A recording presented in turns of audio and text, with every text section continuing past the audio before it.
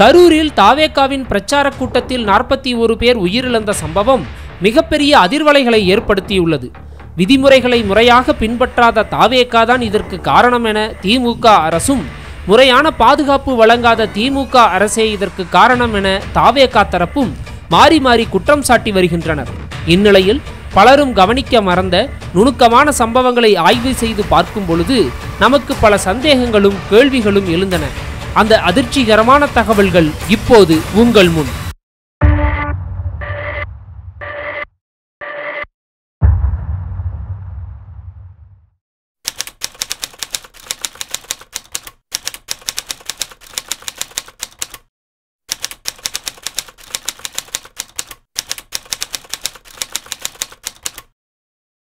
வெற்றி பேரணியில் தமிழ்நாடு என்ற பெயரில் 15 வாரங்களுக்கான விஜயின் மக்கள் சந்திப்பு குறித்த பயண அட்டவணை 9/9/2025 அன்று வெளியானது. இந்த அட்டவணையின்படி முதல் 2 வாரங்களுக்கான மக்கள் சந்திப்பு நடைபெற்றது. 17/9/2025 அன்று கரூரில் நடைபெற்ற திமுகவின் முப்பெரும் விழாவில் மக்கள் கூட்டம் இல்லை என விமர்சனம் எழுந்தது. இந்நிலையில் 22/9/2025 அன்று விஜயின் பயண திட்டத்தில் திடீரென மாற்றம் செய்யப்பட்டது. 27/9/2025 அன்று திருவள்ளூர் மற்றும் வடசென்னையில் நடைபெற இருந்த மக்கள் சந்திப்பு நாமக்கல் மற்றும் கரூர் என மாற்றப்பட்டது. நாமக்கல்லில் விஜயின் மக்கள் சந்திப்பு நடைபெற்ற கேஎஸ் தியேட்டர் பகுதி சேலம் விமான நிலையத்திலிருந்து 70 கிலோமீட்டர் தொலைவில் சுமார் 1.5 மணி நேர பயண தூரத்தில் அமைந்துள்ளது. ஆனால் திருச்சி விமான நிலையத்திலிருந்து 105 கிலோமீட்டர் தொலைவிலும் சுமார் 2.5 மணி நேர பயண தூரத்திலும் அமைந்துள்ளது. எனவே எளிதான பயண திட்டம் என்பது சென்னை விமான நிலையத்திலிருந்து சேலம் விமான நிலையத்திற்கு சென்று அங்கிருந்து நாமக்கல் கேஎஸ் தியேட்டர் பகுதிக்கு செல்வது, பின்னர் கரூர் வேலுச்சாமிபுரம் சென்று கூட்டத்தை முடித்துவிட்டு திருச்சி விமான நிலையத்திலிருந்து சென்னைக்கு திரும்புவது.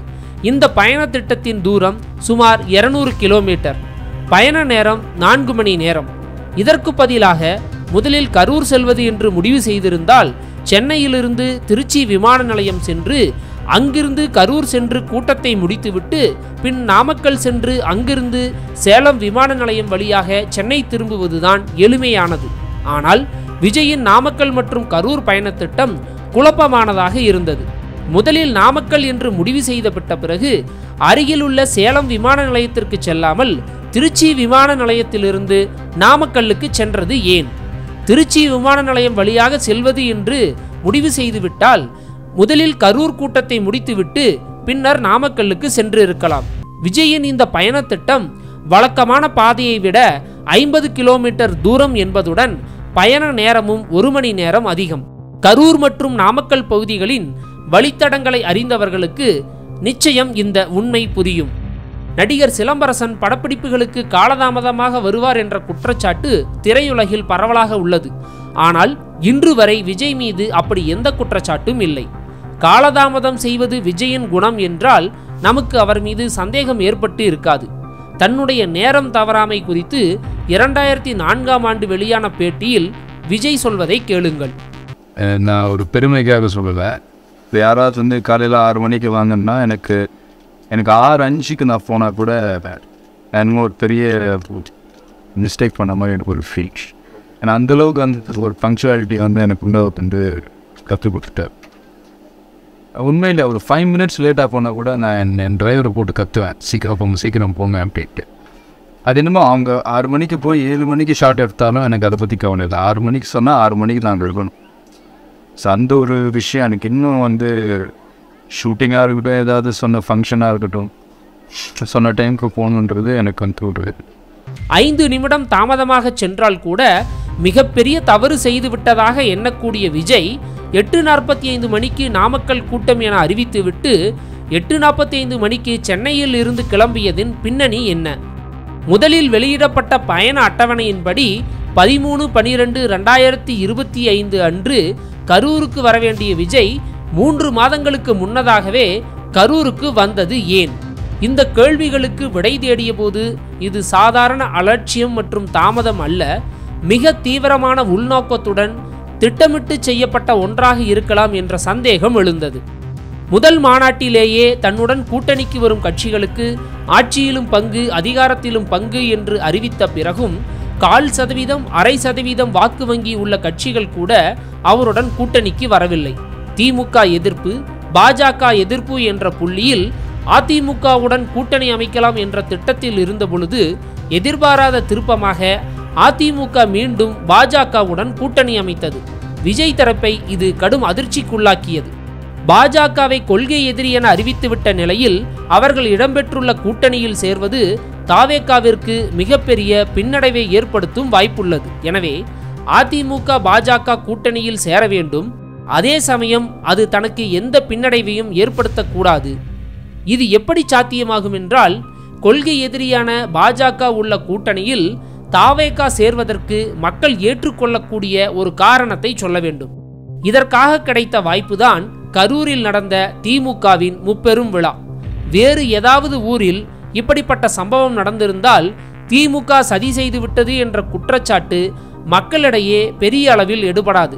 எனவே திமுகவின் அதிகார மையமாகவும் பல்வேறு ஊழல் வழக்குகள் மற்றும் எதிர்மறை விமர்சனங்கள் கொண்ட செந்தில் பாலாஜியின் சொந்த ஊரான கரூரில் இப்படிப்பட்ட சம்பவம் நடைபெற்றால் திமுக சதி செய்துவிட்டது என்ற குற்றச்சாட்டை மக்கள் எளிதில் நம்புவார்கள் என திட்டமிடப்பட்டதா என சந்தேகம் எழுகிறது. திமுகவை விட அதிக கூட்டத்தை கூட்டி நமது பலத்தை காட்ட வேண்டும் என நிர்வாகிகளிடம் சொல்லி கரூரில் மிக அதிகமான கூட்டத்தை கூட்டியிருக்க வேண்டும். குளத்துல பக்கத்துல இருந்து வரோம். காலையில் 5 மணிக்குல இருந்து கிளம்பி பைக்ல வந்து கரூரும் போவோம். கண்டிப்பா அன்னை வண்டி பின்னாடியே போவோம். கரூர்ல சம்பவம் நடக்கும். கண்டிப்பா அந்த எவ்வளவு கூட்டம் கூடுதுன்னு பாருங்க. திமுக அப்ப ஒரு இது வச்சாங்க மாநாடு, அதுவெல்லாம் காசுக்காண்டி கூடுன கூட்டம். இது வந்து பாசத்துக்காண்டி வந்த கூட்டம். கண்டிப்பா எங்களோட்டு எல்லாமே டிவி கேக்குதான். மதியம் கூட்டம் நடக்கும் என அறிவித்துவிட்டு பல மணி நேரம் அவர்களை காக்க வைத்தால் உணவு மற்றும் தண்ணீர் இன்றி சோர்வடைவார்கள். இதனால் நிச்சயம் ஏதேனும் விபரீதங்கள் ஏற்படும். இந்த விபரீதங்களுக்கு திமுக அரசின் நிர்வாக அலட்சியமே காரணம் என பொதுமக்களை நம்ப வைக்க ஒரு அரசியல் காரணத்தை உருவாக்க வேண்டும்.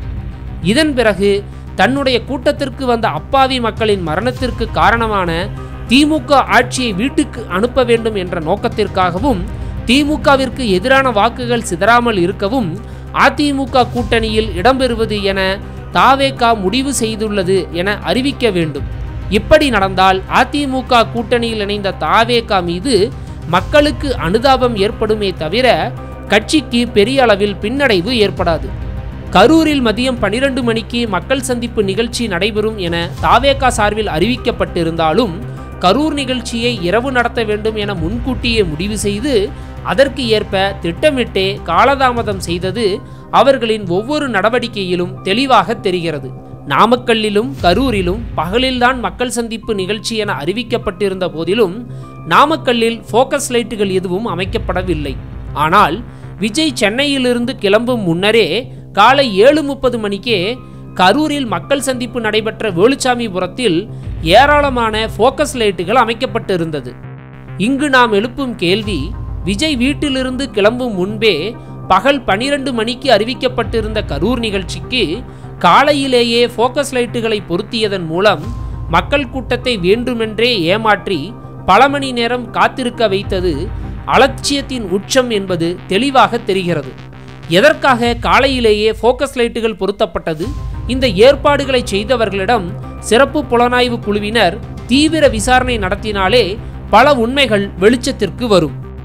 நியூஸ் 18 தொலைக்காட்சியில் சம்பவம் நடந்த அன்று காலை 7:30 மணியளவில் கரூரில் விஜய் கூட்டம் நடைபெற்ற இடத்தில் செய்யப்பட்டுள்ள ஏற்பாடுகள் குறித்து ஒரு நேரலை வீடியோ வெளியிடப்பட்டுள்ளது. அதில் பல்வேறு பகுதிகளில் ஃபோக்கஸ் லைட்டுகள் பொருத்தப்பட்டுள்ளதை நீங்கள் தெளிவாக காணலாம்.